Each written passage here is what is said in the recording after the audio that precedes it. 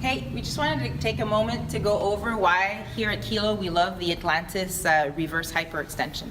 So the way they built this machine is pretty cool because there are two different loading pins. Most of the reverse hypers only have one loading pin. So having the two pins will affect where you overload the movement, either at the top portion or the bottom range. So if we overload this pin, so this pin is the furthest away from the axis of rotation. So when you start your movement and you start to come up, then gravity has its most effect at the bottom range, right here. So go ahead. So you'll see that right here, about right there, there's the most torque because the pin is the furthest away from the axis of rotation, and gravity coming down in a straight line has its most effect.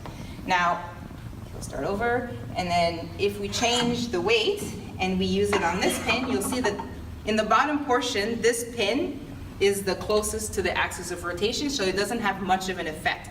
But as he gets to the top of the range, then this pin becomes the one that's the furthest from the axis of rotation, and gravity will have most of its effect right here. So we'll have Steph do a few reps. All right. Now the advantage of having those two pins is that depending on what you're training your client for, you can play around with it. So if someone has back issues and you're trying to rehab their back, and they're not ready to get into that end range of motion when there's the most tension on their back, then you would just overload with the shorter pin. You would overload with the longer pin. And also in the athletic population, again, depending where their weaknesses are, when you test them structural balance, then you can play with what portion of the movement that you want to overload.